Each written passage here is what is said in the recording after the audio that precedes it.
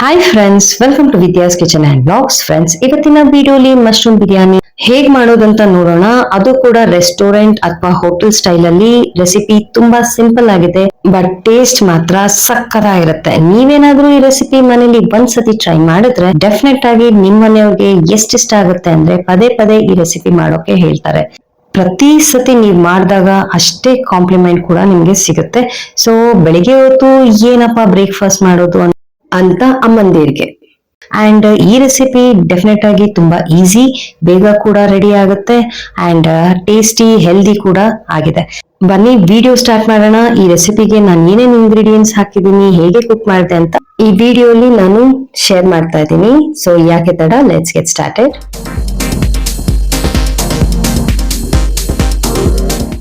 Friends, first ಗೆ ನಾವಿಲ್ಲಿ green masala ready ಮಾಡ್ಕೋಬೇಕು. ಸೊ ಇಲ್ಲಿ ನಾನೊಂದು ಜಾರ್ ತಗೊಂಡು 1 ಇಡಿಯಷ್ಟು ಪುದೀನ, 1 ಇಡಿಯಷ್ಟು ಕೊತ್ತಂಬರಿ ಸೊಪ್ಪು, 2 ಇಂಚಷ್ಟು ಶುಂಠಿ ಮತ್ತೆ ಬೆಳ್ಳುಳ್ಳಿ 2 ಹೋಲ್ ತಗೊಂಡಿದ್ದೀನಿ. ಹಾಗೆ 1 ಈರುಳ್ಳಿ ತಗೊಂಡಿದ್ದೀನಿ, ಮತ್ತೆ 5ರಿಂದ 6 ಹಸಿಮೆಣಸಿನಕಾಯಿ ತಗೊಂಡಿದ್ದೀನಿ. ಇದಿಷ್ಟು ಹಾಕಿ ನಾವು ಸ್ವಲ್ಪ ನೀರ್ ಹಾಕಿ ಒಂದು ಫೈನ್ ಪೇಸ್ಟ್ ಆಗಿ ರುಬ್ಬಿಟ್ಕೊಳ್ಳೋಣ.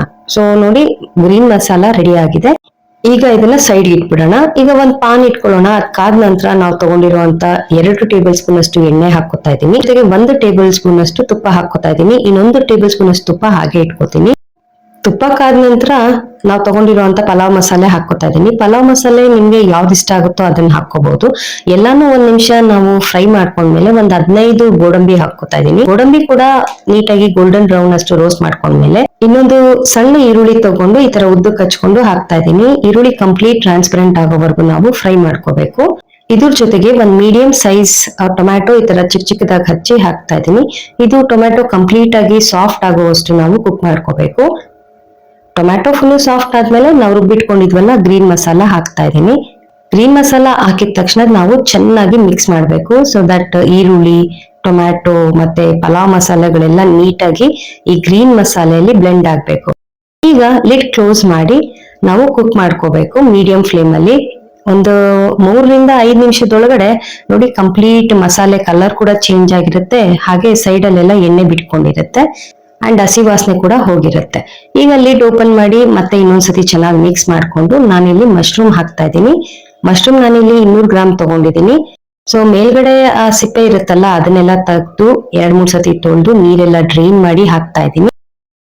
ಜಸ್ಟ್ 2 ನಿಮಿಷ ನಾವು ಲಿಡ್ ಕ್ಲೋಸ್ ಮಾಡಿ ಮಶ್ರೂಮ್ ನ ಕುಕ್ ಮಾಡ್ಕೋಬೇಕು. ಈಗ ಲಿಡ್ ಓಪನ್ ಮಾಡಿದೆ, ನೀವು ನೋಡ್ಬೋದು ಸೈಡ್ ಅಲ್ಲೆಲ್ಲ ನೀರ್ ಬಿಟ್ಕೊಂಡಿದೆ ಮಶ್ರೂಮ್ ಇಂದ. ಈಗ ಇದನ್ನ 3ರಿಂದ 5 ನಿಮಿಷ ಮತ್ತೆ ನಾವು ಲೋ ಟು ಮೀಡಿಯಂ ಫ್ಲೇಮ್ ಅಲ್ಲಿ ಕುಕ್ ಮಾಡ್ಕೊಳ್ಳೋಣ. ಈ ಮಶ್ರೂಮ್ ಇಂದ ನೀರ್ ಏನ್ ಬಿಟ್ಟಿದೆ ಅದು ಕಂಪ್ಲೀಟ್ ಆಗಿ ಡ್ರೈ ಆಗ್ಬೇಕು. ಈಗ ನಾನು ಎಲ್ಲಾ ಮಸಾಲೆ ಪೌಡರ್ ಹಾಕ್ತಾ ಇದ್ದೀನಿ. ಇಲ್ಲಿ ನಾನು ಧನಿಯಾ ಪುಡಿ 1 ಟೇಬಲ್ ಸ್ಪೂನ್ ಅಷ್ಟು, ಚಿಲ್ಲಿ ಪೌಡರ್ 2ರಿಂದ 3 ಟೀ ಸ್ಪೂನ್ ಅಷ್ಟು, ಅರಿಶಿನ 1 ಟೀ ಸ್ಪೂನ್ ಅಷ್ಟು, ಹಾಗೆ ಗರಂ ಮಸಾಲ 2 ಟೀ ಸ್ಪೂನ್ ಅಷ್ಟು ತಗೊಂಡಿದ್ದೀನಿ. ಖಾರ ನೀವು ಹೆಚ್ಚು ಕಡಿಮೆ ಮಾಡ್ಕೋಬಹುದು. ಆಲ್ರೆಡಿ ನಾವು ಗ್ರೀನ್ ಮಸಾಲಾಗೆ ಹಸಿಮೆಣಸಿನಕಾಯಿ ಯೂಸ್ ಮಾಡಿದೀವಿ. ಈಗ ನಾವು ಎಲ್ಲಾ ಮಸಾಲೆ ಪೌಡರ್ ಹಾಕಿ ಲೋ ಫ್ಲೇಮ್ ಅಲ್ಲಿ 1-2 ನಿಮಿಷ ನಾವು ಫ್ರೈ ಮಾಡ್ಕೋಬೇಕು. ಇದಾದ್ಮೇಲೆ 3 ಟೇಬಲ್ ಸ್ಪೂನ್ ಅಷ್ಟು ನಾನು ಮೊಸರು ಹಾಕ್ತಾ ಇದ್ದೀನಿ. ಮೊಸರು ಹಾಕಿದ್ಮೇಲೆ ಚೆನ್ನಾಗಿ ಮಿಕ್ಸ್ ಮಾಡ್ಕೋಬೇಕು. ಮಸಾಲೆ ಎಲ್ಲ ನೀಟಾಗಿ ಮೊಸರು ಜೊತೆ ಮಶ್ರೂಮ್ ಎಲ್ಲ ಬ್ಲೆಂಡ್ ಆಗ್ಬೇಕು. ಈಗ ನಾನು ಉಪ್ಪು ಹಾಕ್ತಾ ಇದ್ದೀನಿ ರುಚಿಗೆ ತಕ್ಕಷ್ಟು, ಮತ್ತೆ ಮಿಕ್ಸ್ ಮಾಡ್ಬೇಕು. ಸ್ಟಾರ್ಟಿಂಗ್ ನಾವು ಉಪ್ಪು ಹಾಕ್ಬಿಟ್ರೆ ಮಶ್ರೂಮ್ ಅಲ್ಲಿ ತುಂಬಾ ನೀರ್ ಬಿಟ್ಕೊಂಡ್ಬಿಡುತ್ತೆ. ಹಾಗಾಗಿ ಆಲ್ಮೋಸ್ಟ್ ಮಶ್ರೂಮ್ ಅಲ್ಲಿ ಇರುವಂತ ನೀರೆಲ್ಲ ಅಬ್ಸರ್ವ್ ಆದ್ಮೇಲೆ ಯಾವಾಗೂ ನಾವು ಸಾಲ್ಟ್ ಹಾಕೋಬೇಕು. ಮತ್ತೆ ಒಂದ್ 5 ನಿಮಿಷ ಲೋ ಫ್ಲೇಮ್ ಅಲ್ಲಿ ನಾವು ಕುಕ್ ಮಾಡ್ಕೊಂಡ್ಮೇಲೆ ನೀವು ನೋಡ್ಬೋದು ಸೈಡ್ ಅಲ್ಲೆಲ್ಲ ಎಣ್ಣೆ ರಿಲೀಸ್ ಆಗಿದೆಯಲ್ಲ. ಈಗ ನಾನು ತೊಳೆದಿ ನೆನ್ಸಿಟ್ಟಿದ್ದಂತ ರೈಸ್ ಹಾಕ್ತಾ ಇದ್ದೀನಿ. ನಾನು ರೆಸಿಪಿ ಸ್ಟಾರ್ಟ್ ಮಾಡಕ್ ಮೊದ್ಲೇನೆ 1 ಗ್ಲಾಸ್ ಅಷ್ಟು ಅಕ್ಕಿ ತಗೊಂಡು 2-3 ಸತಿ ತೊಳೆದು ನೀರ್ ಎಷ್ಟು ಬೇಕೋ ಅಷ್ಟು ಹಾಕಿ ನೆನ್ಸಿಟ್ಟಿದ್ದೆ. ಈಗ ಕಂಪ್ಲೀಟ್ ನೀರ್ನ ಡ್ರೈನ್ ಮಾಡಿ ಇವಾಗ ಆಡ್ ಮಾಡ್ತಿದ್ದೀನಿ.